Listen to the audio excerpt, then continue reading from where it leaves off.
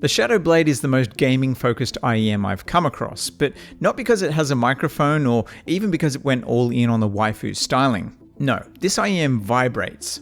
Forget rumble or haptics in a controller, this is rumble for your ears.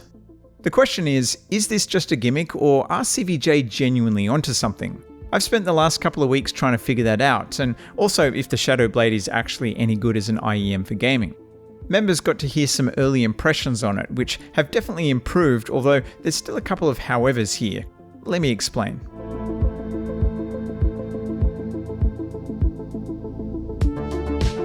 The Shadow Blade retails for $160 Australian or about $100 US, and for that you get the IEM, a microphone and a bevy of accessories.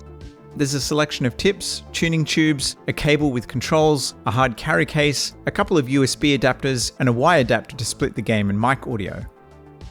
The case is compact but large enough to hold the IEM with the microphone and cable, along with a couple of adapters. It's built like a tank too, with a metal outer shell. The cable uses an interchangeable system for swapping terminations, and it supports 3.5mm and USB-C, both of which come in the box. It also comes with a USB-C to USB-A adapter. This means that it's compatible with just about every device you own. Okay, moving on to sound. The Shadow Blade has a single 10mm driver and a separate actuator for added oomph. The sound signature is V-shaped, meaning that you get plenty of bass and treble, making them suitable for a wide variety of games. The mids are slightly elevated, so they can sound cluttered at times and be a bit fatiguing over long sessions. If you like a lot of bass, then these won't disappoint. The low end has heaps of punch, which is aided by the vibration. Mid-bass is slightly muddy, and I also find them to be a bit shouty, especially when listening to music. They have a decent level of detail and imaging is okay as well, and for this reason I like them better for gaming than music. They're fine for casual music listening, although they're definitely more suited to bass-heavy tracks that don't have a lot going on in the mid-range. So, can you use these to gain an advantage in competitive games? Sure, like I said, detail isn't bad, and the positional audio is good enough to determine where specific audio cues are coming from. There are IEMs that do a better job at this though, and if that's super important to you, I'd recommend checking out my review of the SimGot EM6L. Otherwise, for most types of games they work well and shouldn't leave the average gamer wanting. You get a choice of narrow and wide bore width tips, along with 3 different styles of tubes that allow you to tinker with the tuning. So if you prefer less bass or more detail, you can adjust how they sound. Swapping tips and tubes doesn't completely change the sound signature. The differences are definitely there, although think of it as tweaking the tuning rather than overhauling it. Swapping the tips and tubes is simple and fast, so experimenting is easy and I'd recommend spending some time to dial in a setup you like. I landed on the gold tubes with the wide tips. I like bass, but I found that this configuration was maybe a fraction more resolving, while still delivering the thump I wanted. Overall, I think they're best suited to action games that have big explosive sound design and/or pounding soundtracks. That doesn't mean that you can't use them for games that don't fit that description, it's just not what the Shadow Blade does best. Now, I don't think the negatives are really that big of a deal. Critical listening isn't the primary objective here. This is clearly supposed to be a gamer-focused audio solution with a big sound that leans into the ridiculous. What makes it ridiculous is the vibration. To be clear, this isn't some kind of bone-shaking vibration that will loosen your fillings. I was kind of expecting them to vibrate out of my ears, and it's much more subtle than that.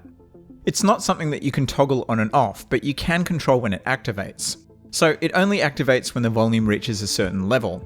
CVJ reckons it's about 80%, although in my testing, it seems to come on at about 50, and then becomes more intense the more you turn it up.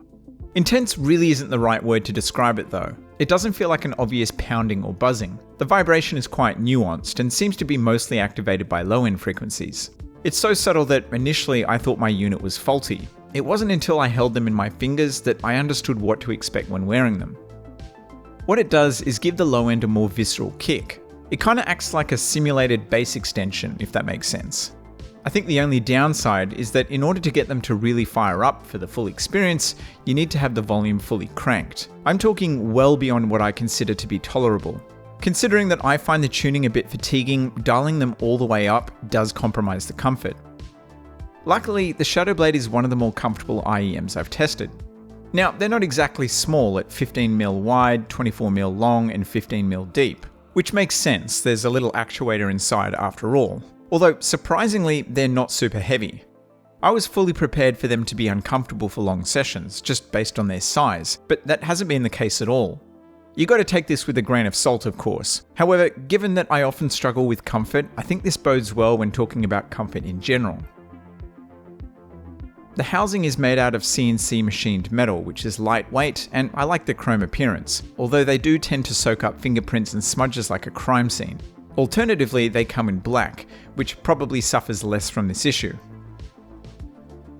The cable is braided and comes with a metal cinch, as well as some controls for volume, playback, and it includes a microphone too. It's a nice enough cable and all the touch points are metal, so it feels premium.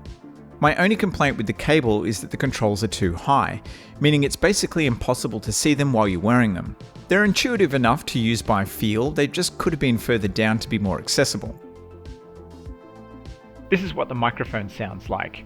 It has a bendy metal boom arm which makes it easy to position and it holds that shape well. It's detachable too, so if it's giving you the shits, you can go without it. This is definitely not the best gaming mic that I've used, but it's also far from the worst. I think it's able to capture the depth of my voice quite nicely, which is a bit of a tall bar to clear considering that I have quite a nasally voice, and it will definitely stand up to the task of game chat in your favourite games.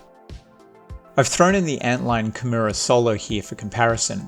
It offers a comparable package, sans vibration, and is similar in price, albeit slightly more expensive.